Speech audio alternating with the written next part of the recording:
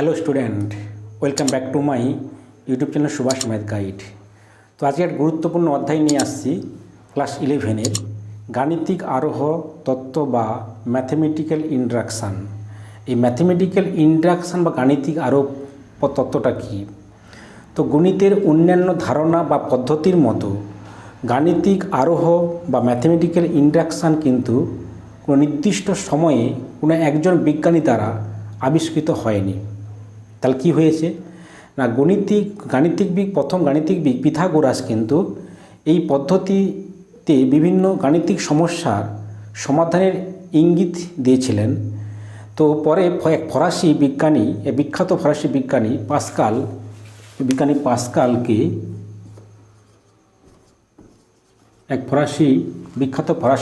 পাস্কালকে পাস্কালকে গাণিতিক আরোহ পদ্ধতির আসল আবিষ্কারক হিসাবে চিহ্নিত করা হয়েছিল। কিন্তু অবশ্য এই ম্যাথমেটিক্যাল ইন্ট্রাকশান এই ইন্ডাকশন শব্দটি কিন্তু প্রথম ব্যবহার করেছিলেন জন ওয়ালিস। ইনি কিন্তু প্রথম এই ইন্ডাকশন শব্দটি ব্যবহার করেছিলেন। পরবর্তীকালে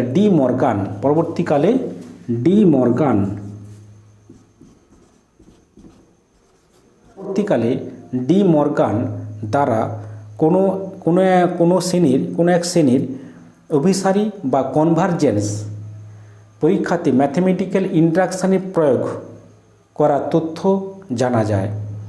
পরিশেষে জি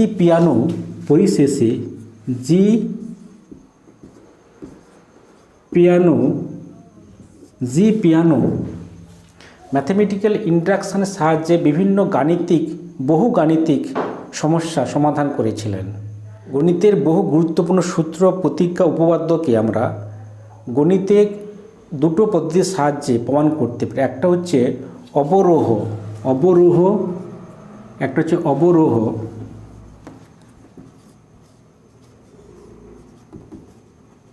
বা ডিরাকশান, আর হচ্ছে অবরোহ পদ্ধতি আর আরোহ পদ্ধতি, এটা হচ্ছে ইন্ডাকশান। আমরা শিখব এই আরোহ পদ্ধতির সাহায্যে ইন্ডাকশানের সাহায্যে কীভাবে বিভিন্ন সূত্র বা প্রতিজ্ঞা উপপাদ্যকে প্রমাণ করা যায়। তো এই আরোহ পদ্ধতি প্রধানত 3 ভাগে ভাগ করতে পারি। ফার্স্ট স্টেপটা কি না, এই আরোহ পদ্ধতি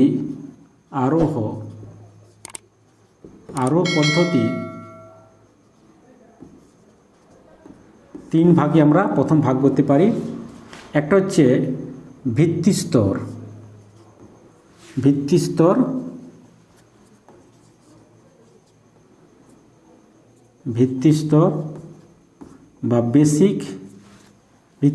বা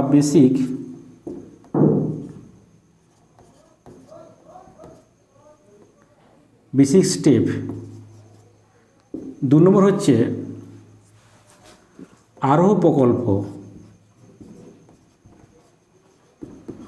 প্রকল্প বা ইন্ডাকশান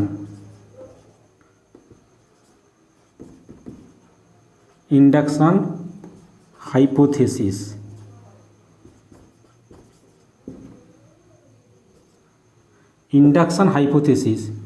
3 নম্বর স্টেপটা কি না, প্রথম হচ্ছে আরোহ পদ্ধতির 3টা স্টেপ। একটা হচ্ছে ভিত্তিস্তর বা বেসিক স্টেপে করব। দ্বিতীয় স্টেপটা কি না, আরোহ প্রকল্প, এটা ধরে নেব হাইপোথেসিস মনে করব ইন্ডাকশান হাইপোথেসিস। তারপর থার্ড স্টেপটা কি না, আরোহ স্তর বা ইন্ডাকশান স্টেপ। আরোহ স্তর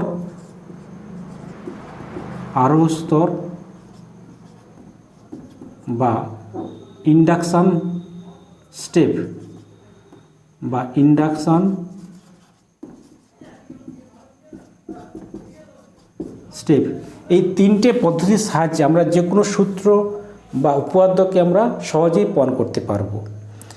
এবার এই গাণিতিক আরোহ পদ্ধতি একটা এক্সাম্পল দিয়ে দেখাচ্ছি 3টে স্টেপে কী করে আমরা প্রমাণ করতে পারি। প্রথম স্টেপ হচ্ছে ভিত্তিস্তর বা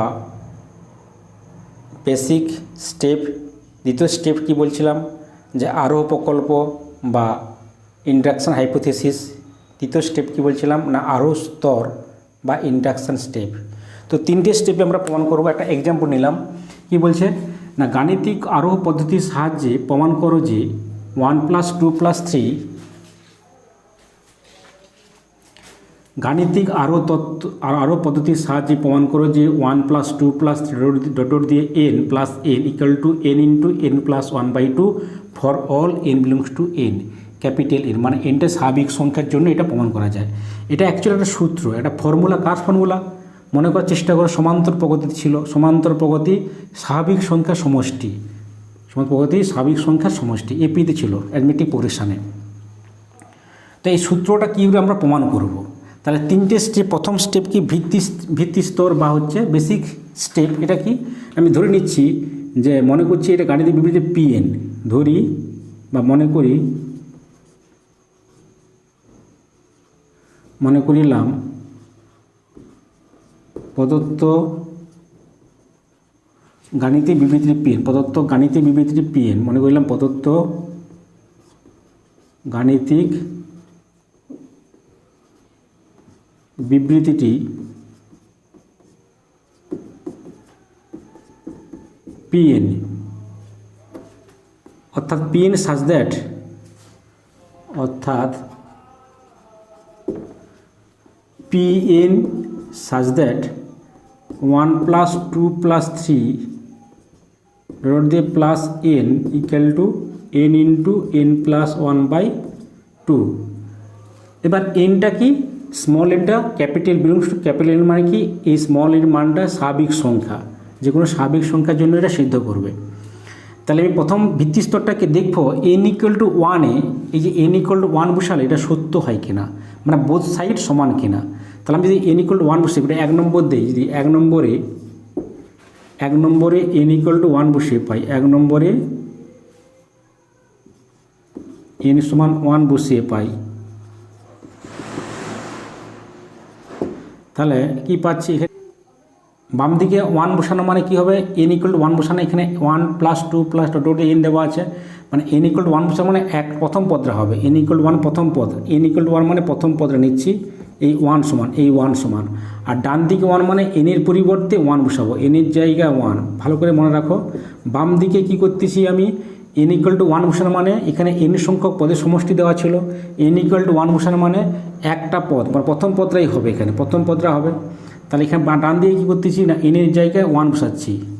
তাহলে কি হচ্ছে আমাদের 1 = 2 + 2, এটা 1 হবে, 2 + 2/2, সরি 1 + 1 2/2, এটা কত হবে? 1 হবে। তাহলে দেখতে পাচ্ছি যে n = 1 হচ্ছে সত্য, হচ্ছে বিবৃতিটা Pnটা সত্য। তাহলে কী লিখব? তাহলে n = 1-এ P1 সত্য। এটা হলো আমাদের এই স্টেপটা কি না ভিত্তি স্তর, মানে প্রথম স্টেপ আমাদের প্রমাণ হয়ে গেল। দ্বিতীয় স্টেপটা কি না, প্রথম স্টেপ ছিল, স্টেপগুলো কি লিখছি আমি? প্রথম স্টেপ আরোহ নীতির, আরোহ পদ্ধতির স্টেপগুলো কি লিখতে চাই আমি একবার। প্রথম স্টেপ ছিল যে ভিত্তি স্তর,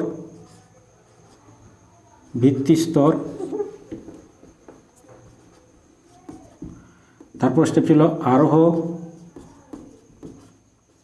আরোহ প্রকল্প,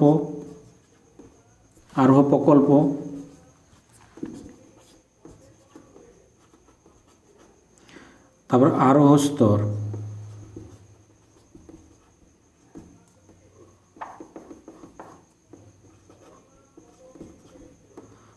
ভিত্তি স্তর বেসিক, প্রথম যে স্তর ছিল আরও 3টে স্তর, ভিত্তি স্তর, আরোহ প্রকল্প, আরোহ স্তর। বেসিক স্টেপ, তারপর হচ্ছে ইন্ডাকশান হাইপোথিসিস, তারপর হচ্ছে আরোহ স্তর বা হচ্ছে ইন্ডাকশান স্টেপ। তাহলে এটা কিন্তু, তাহলে এটা প্রথম কী করলাম? এটা প্রথম স্টেপ কী হলাম না ভিত্তি স্তর বা বেসিক স্টেপ প্রমাণ হয়ে গেল। দ্বিতীয় স্টেপ কী আসবো না আরোহ প্রকল্প, মানে ইন্ডাকশান হাইপোথিসিস, মানে ধরতে হবে, হাইপোথিসিস মনে করতে হবে কিছু একটা। আমি মনে করে নিলাম যে এই সূত্রটা n = m এ সত্য হবে। তাহলে ধরি দ্বিতীয় স্টেপ কি, এতটা হচ্ছে এটা স্টেপ। দ্বিতীয় স্টেপ কি, ধরি n = m এ Pn সত্য। যেখানে এম কি একটি স্বাভাবিক সংখ্যা, M belongs to capital M, যেখানে এম বিলংস টু ক্যাপিটাল এমটা স্বাভাবিক সংখ্যা থাকবে। এবার তা ধরে নিচ্ছে এনের জায়গায় এম বসাচ্ছি, 1 + 2 + 3 ডট দিয়ে plus M equal to M into M plus 1/2, এটা দিলাম 2 নম্বর দিলাম। এবার এন ইকুয়াল টু এম এ সূত্র ধরে নিলাম। এটা কিন্তু আরোহ স্টেপ, আরোহ প্রকল্প বা হাইপোথেসিস, ইন্ডাকশন হাইপোথেসিস ধরলাম। এরপরে স্টেপ, লাস্ট স্টেপটা কি আরোহ স্তর বা হচ্ছে ইন্ডাকশান স্টেপ। এটা কি তাহলে এখন তাহলে এমের যে পরের টার্মটা কি না এম প্লাস, প্রথমে সত্য দেখালাম, সত্য হচ্ছে, আমি ধরে নিলাম যে এন সমান এম এ সত্য হবে বলে এটা ধরে নিলাম। এবার এমের যে পরের পদ কি, এমের পরের পদ m+1 হবে, এমের পরের পদ m+1 হবে। তাহলে m+1 দেখাবো এটা সত্য হয় কি, যদি সত্য হয় তাহলে বলবো এটা এই বিবৃতিটা বা এই সূত্রটা সত্য হবে। তাহলে দেখাচ্ছি এন ইকুয়াল টু এমের পরের পদ m+1 এ, তাহলে এনের জায়গায় বসাচ্ছি m+1, 1 + 2 + 3 ডট দিয়েছে হচ্ছে m+1। তাহলে আমার এই স্টেপটা কি হলো, এই স্টেপটা হলো আরোহ প্রকল্প হয়ে গেল। এর পরের স্টেপে কি দেখাবো না আরোহ স্তর বা ইন্ডাকশন স্টেপে দেখাবো, যেটা সত্য হবে। আচ্ছা দেখো, এই যে m+1 পদ ধরলাম, m+1 আগের পদ কি ছিল, নিশ্চয়ই এম ছিল, এখানে এম থাকবে। আমার ডান দিক থেকে 1 করে বাড়ছে, 1-এর পর 2, 2-এর পর 3, তাহলে বাম দিক থেকে 1 করে কমছে, 3-এর আগে 2, 2-এর আগে হচ্ছে 1, তার মানে m+1 এর আগের পদটা কি এম ছিল, মানে এটাই থাকবে। তাহলে লিখে দাও চোখ বন্ধ করে, ওরাই থাকবে, এটা এম ধরলাম। তারপরে পরের টার্মটা কি না m+1।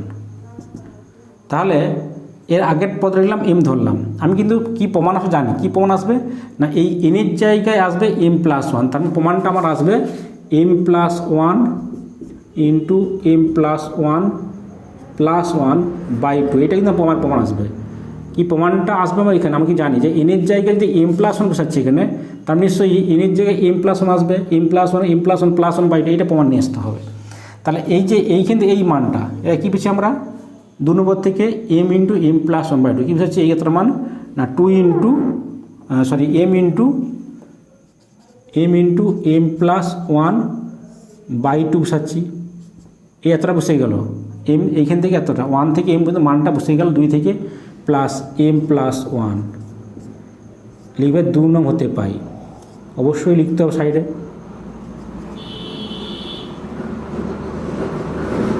হতে পাই। এবার এটা লসাগু, এখান থেকে কী কমন যায়, আমাদের এখান থেকে কমন যায়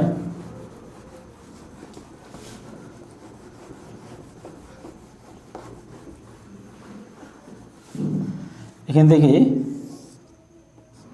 কি কমন যায় না m+1 কমন গেলে কি পড়ে থাকে না m/2 + 1, তার মানে কি হচ্ছে আমাদের m+1 আর m+2/2।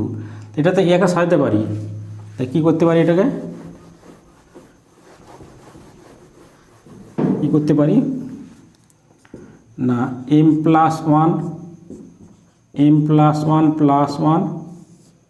দেখো এই 3 নম্বরে কিন্তু আমার চলে এলো প্রমাণটা চলে এলো, এনের জায়গায় m+1 বসাও, m+1 ইন্টু m+1 + 1/2 চলে এলো। এই যে 3 নম্বর দিয়ে আমি 3 নম্বর থেকে দেখা যায় যে এটা কিন্তু আমাদের আরোহ স্তর প্রমাণ হয়ে গেল, যে 3 নম্বর থেকে স্পষ্টতই 3 নম্বর থেকে দেখা যায় স্পষ্টতই কী লিখবে, স্পষ্টতই 3 নং থেকে বোঝা যায় যে PM সত্য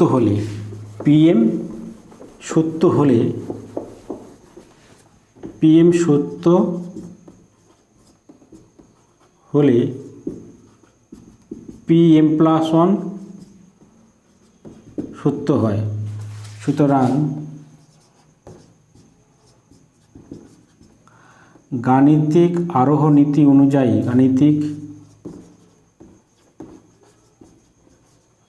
আরোহ নীতি বা আরোহ তত্ত্ব অনুযায়ী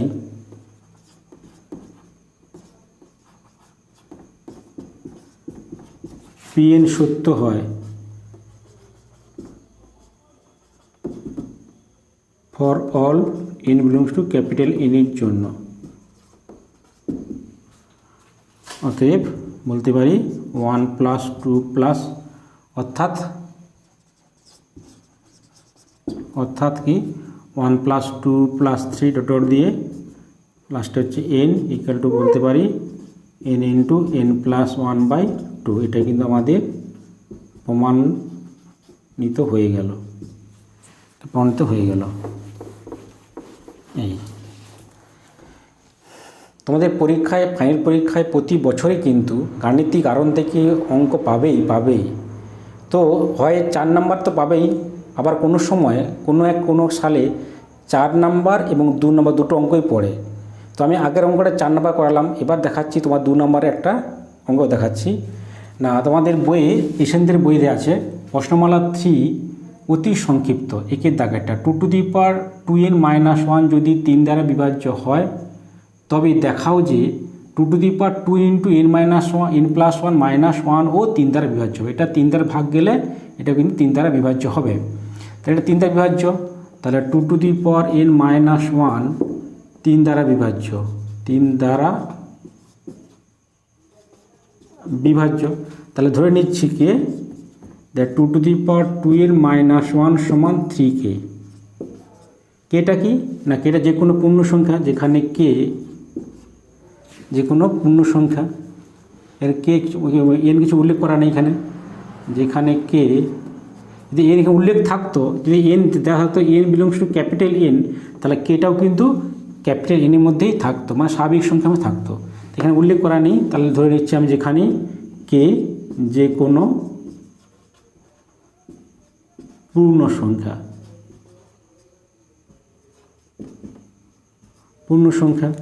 আর নট ইকুয়াল টু 0, এটা 0 নয়, 0 হলে 3 দ্বারা ভাগ যাবে, তাই না? আচ্ছা, এবার এটা বের করে, এটা নম্বর দিয়ে 1 নম্বর দিলাম, ধরো এটা 3 দ্বারা ভাগ যাবে, তাহলে 2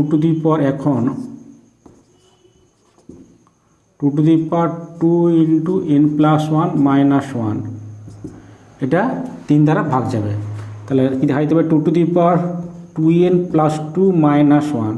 আচ্ছা, আমাকে নিয়ে আসতে হবে 2n ছিল এখানে, 2n ছিল, 2n এটা 2n ছিল। আমাকে নিয়ে আসতে হবে কি, নিয়ে আসতে হবে 2n -1, তাহলে 2n -1 নিয়ে আসতে হবে। তাহলে লিখতে পারি 2n ইন্টু 2 গুণ থাকলে পাওয়ারের যোগ হয়, তাহলে পাওয়ারের যোগ থাকলে ভাঙতে পারি 2n ইন্টু 2, তাহলে গুণ করলে পাওয়ারের যোগ হয়ে যায় -1। তার মানে এই 2 লিখে দিলাম, এটা যা আছে আমি লিখে দিলাম 2n -1। এবার দেখো কত বেশি বা কম লিখছি আমি। এটা গুণ করলে প্রথমটা মিলে যাচ্ছে, আমি কি করলাম না 2 লিখে এখানে যা ছিল এই মানটা বসাতে হবে। তা কি করলাম না 2 ভালো করে দেখো, এই জায়গাটা মেন জায়গা, কিন্তু 2 ছিল বলে 2 লিখে বাকি এখানে যা ছিল বসিয়ে দিলাম 2n -1। এবার দেখতে হবে আগেরটা মিলছে কিনা, আগের লাইনটা না 2 ইন্টু 2n মিলে গেছে। এখানে 2 ইন্টু 1 মানে কি 4 আসতেছে, কিন্তু আমার ছিল কত -1 ছিল, তাহলে এখানে আমাকে একটা কী করতে হবে +3 করতে হবে। তবে কিন্তু এই যে 2 মানে 4 ইন্টু -1 মানে -4 +1, তাহলে -1 মিলবে। আবার বলতেছি এই জায়গাটায় যে প্রথমে 2 লিখে বাকি যা আছে লিখে দিলাম। এবার আগের লাইন মিলাচ্ছি, কী করে মিলাবো না প্রথমে 2 ইন্টু 2n মিলে গেছে, তারপরে কত হচ্ছে আমাদের -1 লিখছি, কত 2 দুগুণে 4 -4 লিখছি, তাহলে হচ্ছে +3 করতে হবে, 2 ইন্টু যা আছে লিখে দিলাম। এখানে আমার -1 আছে কিন্তু লিখছি কত +4 লিখছি -4 লিখছি, তাহলে আমাকে কিন্তু +3 করতে হবে। +3 করলে কিন্তু এটা আগের লাইনটা মিলে যাবে। তার মানে এই মানটা কত না, এই মানটা হচ্ছে আমার 3k, তাহলে 3k লিখলাম, 3k +3 1 নং হতে পাই।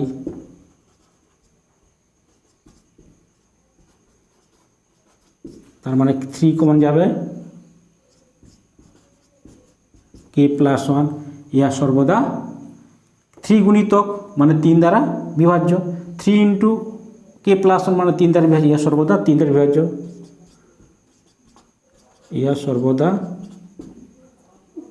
ইয়া সর্বদা 3 দ্বারা বিভাজ্য, প্রমাণ হয়ে গেল। যদি তোমাদের এই ভিডিওগুলি মনে হয় যে আমার কিছুটা কাজে লেগেছে, তাহলে আমি চাই তোমরা এই চ্যানেলটি সাবস্ক্রাইব করো এবং তার সঙ্গে পাশে থাকা বেল আইকন প্রেস করো, যাতে করে পরবর্তী ভিডিও নোটিফিকেশান তোমরা সবার প্রথম পেতে পারো। তাহলে আজকে এই ভিডিও থাক, পরের কোনো ভিডিও তোমাদের সঙ্গে আবার দেখা হবে।